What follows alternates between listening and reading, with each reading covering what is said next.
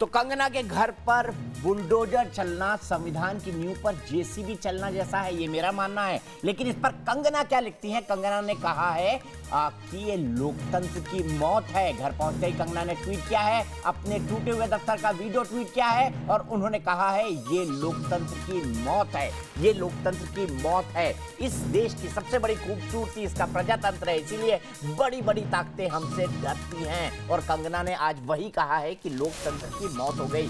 कंगना ने यही ट्वीट किया है, वो इसलिए ऐसा कह रही हैं क्योंकि बदले की कार्रवाई के चलते उनको परेशान करने के लिए, उनको डराने के लिए उनके दफ्तर को नियमों के विरुद्ध गिराया गया, जबकि हाईकोर्ट कह चुका था कि 30 सितंबर तक किसी भी अवैध निर्माण को कोरोना के चलते न तोड़ा जाए। इसीलिए जब आज वकील पहुंचे कंगना के हाईकोर्ट, तो उन्होंने बीएमसी को तोड़फोड़ से रोकने की, तोड़फोड़ न करने की हिदायत दी। और इसी के बाद कंगना ने अपने दफ्तर का वीडियो ट्वीट करते हुए कहा है, देखिए लोकतंत्र की मौत हो गई। हम थोड़ी देर में आपको इस वीडियो को दिखाएंगे। हमारे साथ कई सारे सहयोगी बने हुए हैं। इससे पहले कंगना ने कई ट्वीट किए। उन्होंने कहा उनके लिए उनका दफ्तर राम मंदिर की तरह है और आज बाबर की सेना ने राम मंदिर को तोड़ दिया। मेरे दो सहयोगी मेरे साथ बने हुए हैं, रुमान मेरे साथ बने हुए हैं, राकेश पांडे मेरे साथ बने हुए हैं। राकेश, सबसे पहले कंगना ने सबसे पहले अपने दफ्तर को राम मंदिर कहा और मैं इसको गलत नहीं मानता, क्योंकि जो जगह हमको रोजी रोटी दे वो हमारे लिए मंदिर की तरह है। हमारा ये दफ्तर हमारे लिए मंदिर की तरह है। कंगना के इस बयान के बाद और उनका ये कहना कि लोकतंत्र की मौत हो गई है, कंगना क्या जताना चाह रही है? कंगना अभी भी शिवसेना भले से ही बैकफुट पर आ गई है, लेकिन कंगना शिवसेना को छोड़ना नहीं चाहती हैं। वो अपना ये हमला लगातार जारी रख रही हैं। क्या कहेंगे आप इस पर? ये देखिए, ये तस्वीरें आ गई है। राकेश, मैं 1 मिनट के लिए आपको रोकूंगा। ये तस्वीरें देखिए किस तरीके से तोड़ा गया है। ये कंगना ने वीडियो को शेयर किया है। ये कंगना रनौत का दफ्तर है, पूरी तरह तहस नहस कर दिया गया इस दफ्तर को। इसके ऊपर आरोप यह था कि 3 इंच का अवैध निर्माण है और साथ ही साथ पेंट्री और टॉयलेट का स्टोर रूम के तौर पर इस्तेमाल हो रहा है और एक जगह को, स्टोर रूम को पेंट्री की तरह इस्तेमाल किया जा रहा है। और सिर्फ इतनी सी बात, जिसको कहते हैं कंपाउंडेबल, अगर चाहती तो बीएमसी कह सकती थी कंगना को कि आप जो ये इस्तेमाल कर रही हैं इसको बंद करिए, जो आपके ओरिजिनल नक्शे में जो चीजें हैं उसको रहने दीजिए। कंगना वो कर सकती थी। इस तरह की बदले की भावना की कार्रवाई जो कंगना ने वीडियो शेयर किया है, उनकी इस पेंट्री को पूरी तरह ढा दिया गया है।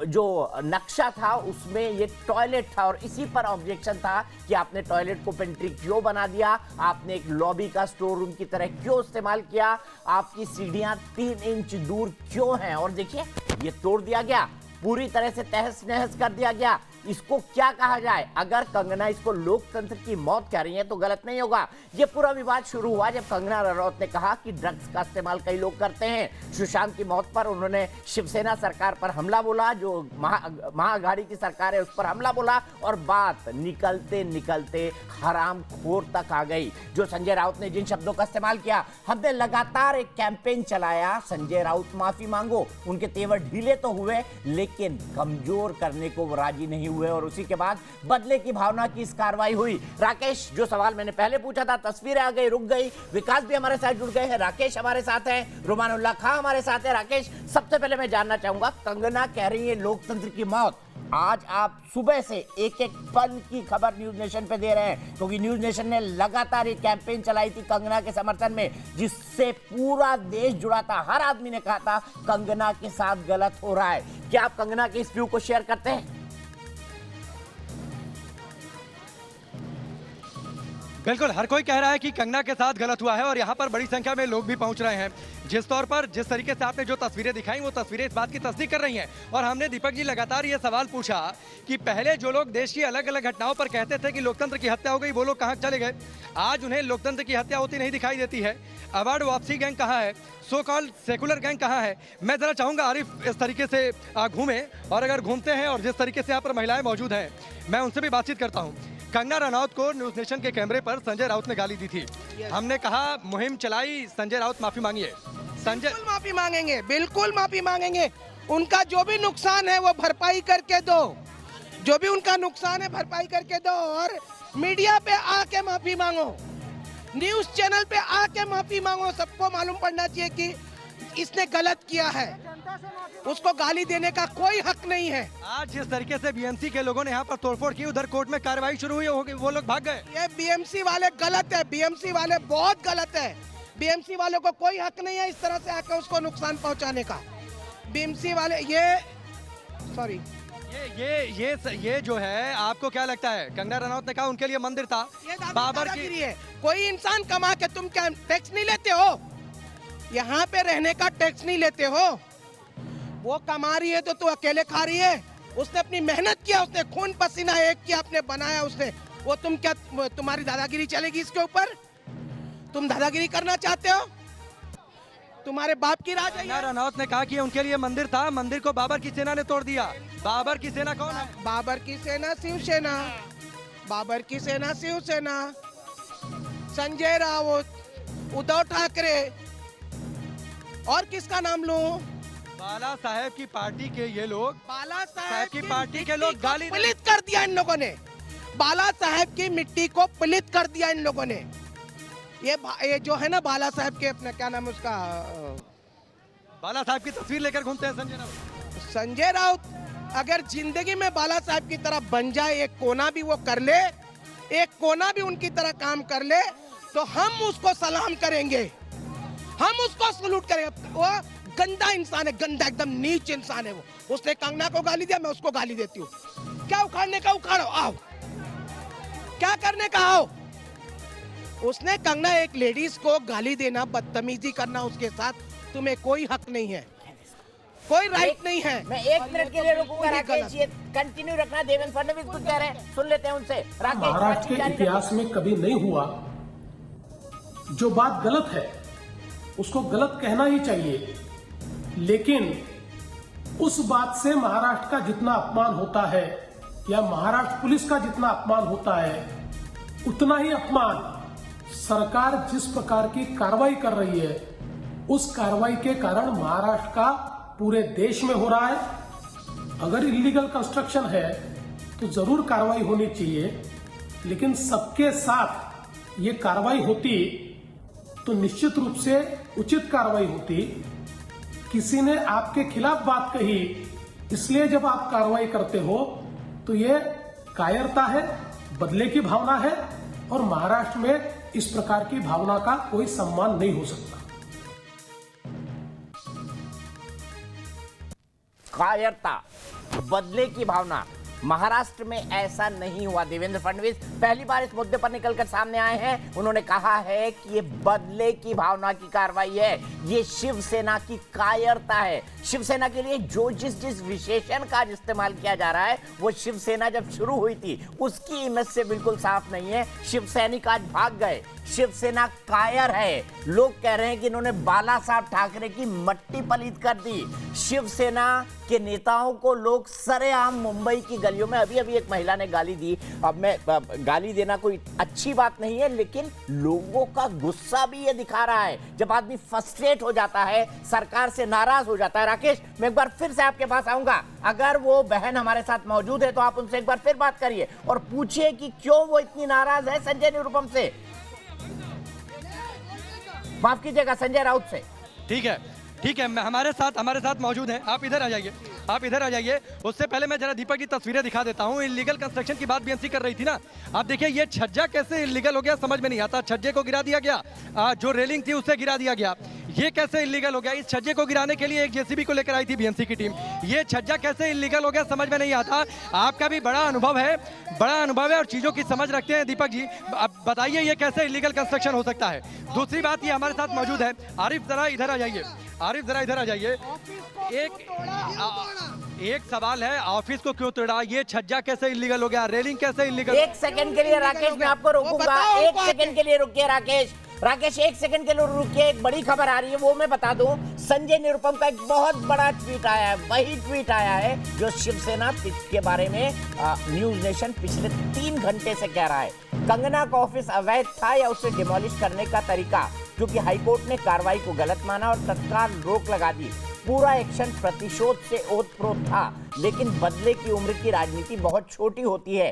कहीं एक ऑफिस के चक्कर में शिवसेना का डिमोलिशन शुरू ना हो जाए, तो क्या ये शिवसेना के अंत की शुरुआत है?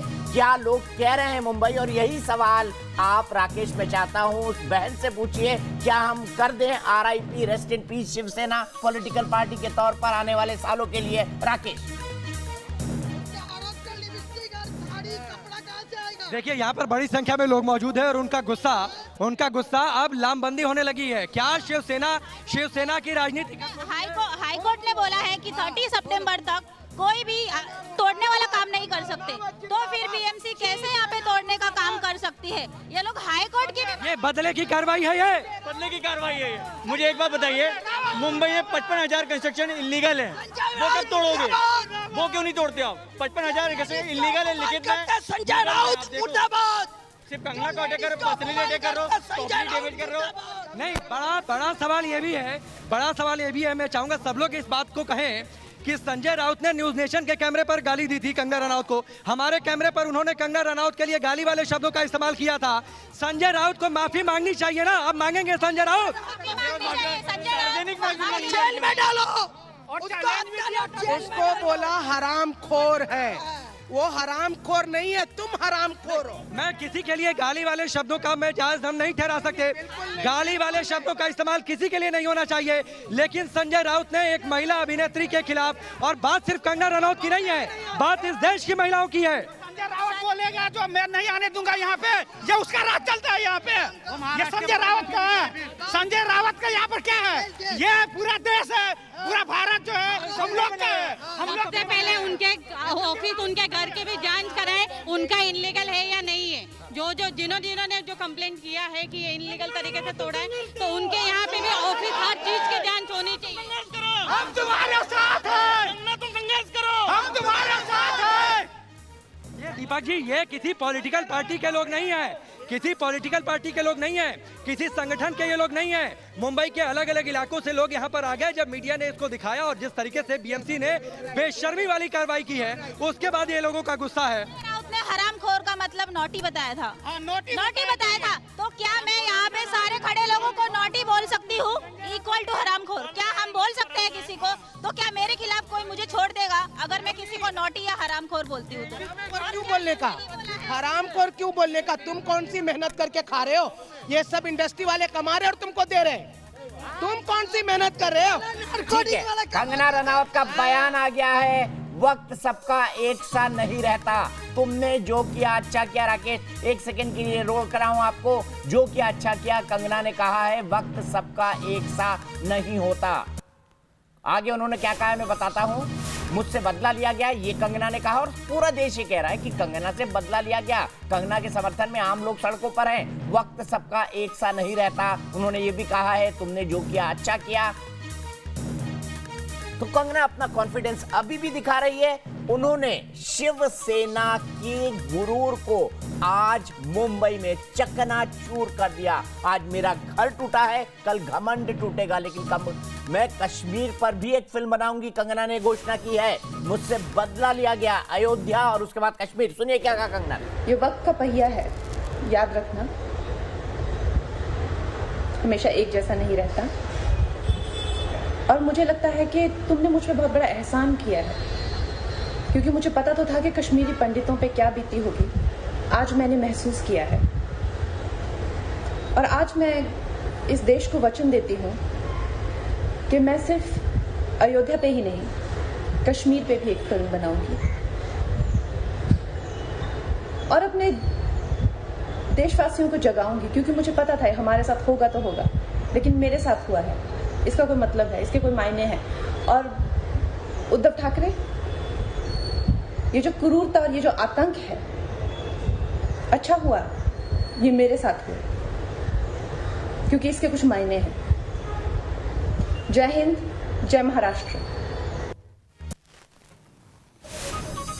तो शिवसेना को अपने घर में इस तरह से कंगना रनौत घेर के मारेंगी, शायद शिवसेना ने भी नहीं सोचा था। मुझे लगता है फिर से एक बार सुनते हैं कंगना ने क्या कहा।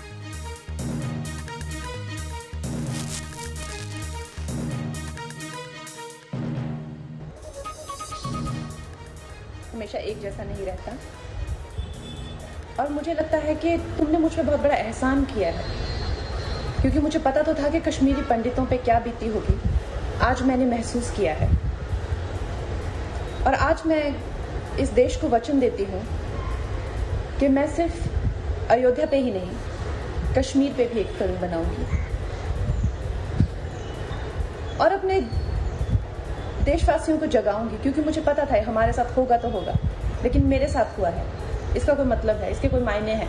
और उद्धव ठाकरे, ये जो क्रूरता और ये जो आतंक है, अच्छा हुआ ये मेरे साथ हुआ, क्योंकि इसके कुछ मायने हैं।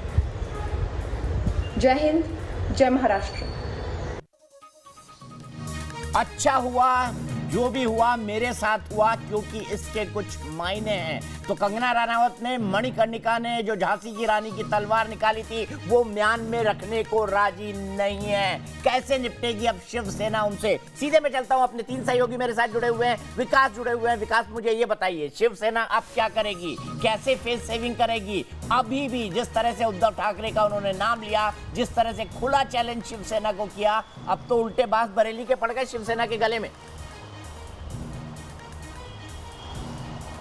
बिल्कुल दीपक जी, शिवसेना को ये बखूबी एहसास हो गया है कि उनका मुकाबला, उनका सामना अब की बार वाकई एक वीरांगना से हुआ है। एक ऐसी महिला से जिसने न सिर्फ फिल्मी पर्दे पर झांसी की रानी की भूमिका निभाई, बल्कि असल ज़िंदगी में भी वो अपने विरोधियों को चुनौती देना जानती हैं और अकेले लड़ना जानती हैं। और इसी वजह से जिस बेबाकी से वो ललकार रही हैं और छद्म रूप से चुनौती दे रही हैं कि अच्छा हुआ ये मेरे साथ हुआ, क्योंकि इसके कई मायने हैं। शिवसेना को सजग रहने की ज़रूरत है। अब से थोड़ी देर पहले शिवसेना का ही एक डिसग्रंटल्ड नेता संजय निरुपम, जो कि कांग्रेस में आ गए, अब कांग्रेस में भी ज़्यादा सक्रिय नहीं, लेकिन उन्होंने एक ट्वीट किया और उसके बहुत ही फार रीचिंग मीनिंग है, उसके बहुत तगड़े मायने हैं। ये डिमोलिशन कंगना के बंगले का नहीं हुआ है, ये डिमोलिशन हुआ है शिवसेना का। शुरुआत हुई है, क्योंकि इस किस्म से जो बदले की राजनीति होती है उसकी उम्र बहुत छोटी होती है। और ये शिवसेना भी अब जान चुकी है बहुत अच्छे से कि कंगना सरीखी एक अभिनेत्री को, जो कि हिंदुत्व की बातें करती हैं, जिसका झुकाव हिंदुत्व की तरफ है, जो एक्सपोज करती है इस्लामिक बॉलीवुड को, खान गैंग को एक्सपोज करती है, उससे पंगा लेकर शिवसेना ने किस तरीके से अपने पैरों पर कुल्हाड़ी मार ली है, किस तरीके से जो रहा सहा जनाधार है वो भी खो दिया है। शिवसेना के बुरे दिन की शुरुआत इसे माना जा सकता है और मुंबई पहुंच चुकी है कंगना और इस लड़ाई को वो जारी रखेंगी, इसका भी साफ ऐलान कंगना की तरफ से हो गया है। अब सोचने की बात शिवसेना की तरफ से शुरू होती है दीपक जी। बिल्कुल, सोचने की बात शिवसेना की तरफ शुरू होगी। और राकेश पांडे, सुभद्रा कुमारी चौहान की वो कविता याद है हमको? सिंहासन हिल उठे राजवंशों ने भ्रुकुटी तानी थी, खूब लड़ी मर्दानी वो तो झांसी वाली रानी थी। ठीक वैसे ही लड़ रही है कंगना रनौत। बिल्कुल ठीक उसी तरह लड़ती है और उनके घर में दीपक जी इसी तरीके की शिक्षा भी दी गई है। एक तस्वीर इस पूरे प्रकरण के बाद जरूर कंगना रनौत ने, आपको याद होगा, शेयर की थी अपने घर की, हिमाचल वाले घर की, जब उनके पिता अपनी बेटी के लिए एक उनकी चिंता समझ में आ रही थी। लेकिन उसके बाद कंगना रनौत की मां ने क्या कहा? कंगना रनौत की मां ने वही कहा जो आपने कविता पढ़ी। कंगना रनौत की मां ने कहा कि मैंने अपनी बेटी को शस्त्र और शास्त्र दोनों की शिक्षा दी है, और ये शिक्षा कंगना रनौत की बातों में नजर आ रही है। ये शिक्षा कंगना रनौत के स्टैंड में नजर आ रहा है, और इसी शिक्षा का असर है कि कंगना रनौत अपने स्टैंड पर अडिग है, वो झुकने के लिए तैयार नहीं है। और आप देखिए माहौल बनने लगा है, लोग बड़ी संख्या में यहाँ पर आ रहे हैं, अलग अलग जगहों पर संजय राउत के खिलाफ लोग बोल रहे हैं, उद्धव ठाकरे के खिलाफ लोग बोल रहे हैं, शिवसेना के खिलाफ बोल रहे हैं। शरद पवार ने अलग स्टैंड ले लिया कि यह गैर जरूरी कार्रवाई थी। संजय निरुपम पहले कह दिए थे कि जिस तरीके से गाली दी है संजय राउत ने, वो नीचता की पराकाष्ठा है। कांग्रेस ने पहले केंद्र के कांग्रेस का जो आला कमान है वहां से एक तरीके का संदेश आ ही गया था जब अहमद पटेल से बड़े नेताओं ने मुलाकात की थी कि कंगना रनौत के मुद्दे पर शिवसेना के साथ खड़े होना नहीं दिखना चाहती है कांग्रेस। ये पॉलिटिकल नुकसान को समझती है कांग्रेस, क्योंकि कांग्रेस को पता है कि उसे पूरे देश में राजनीति करनी है। तो ये सारी बातें कंगना रनौत को बेहतर तरीके से समझ में आती हैं। उसके बाद कंगना रनौत को बोलना क्या है, ये कंगना रनौत को बेहतर तरीके से पता है। कंगना रनौत को अपनी लड़ाई कैसे लड़नी है, वो बार बार वीडियो जारी करके बार बार वो सधे हुए शब्दों में तीखा प्रहार कर रही हैं। उन्होंने अपने कार्य क्षेत्र को मंदिर कहा, उन्होंने जिस तरीके से पूजा की थी, जिस तरीके से उन्होंने अयोध्या फिल्म की चर्चा की थी, उसकी चर्चा उन्होंने की। और आज एक बार फिर से उन्होंने दीपक जी जस्टिफाई किया कि उन्होंने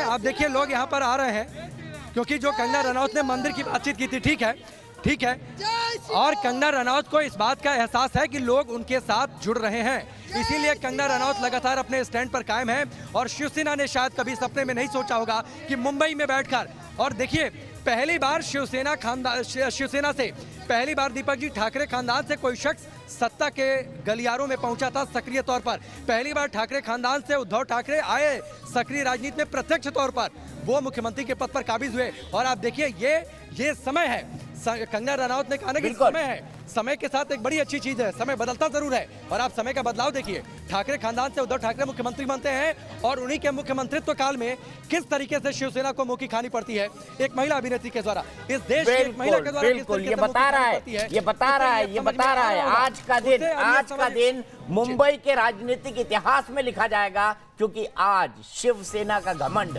एक लड़की कंगना रनौत ने चूर चूर कर दिया है। वो शिवसैनिक जिनकी तूती बोलता थी महाराष्ट्र के अंदर, आज वो खड़े भी नहीं हो पाए एयरपोर्ट के सामने शिवसेना के कार्यकर्ता कंगना का विरोध करने के लिए। ये बता रहा है कि क्या वाकई कंगना के घर का नहीं, शिवसेना की पॉलिटिकल सोच का मुंबई से डिमोलिशन शुरू हो चुका है। इसी पर हमारी बड़ी कवरेज लगातार जारी रहेगी। न्यूज नेशन ने ये मुहिम उठाई थी, हरामखोर शब्द का इस्तेमाल किया था संजय राउत ने, और हम अभी भी कहते हैं संजय राउत माफी मांगो।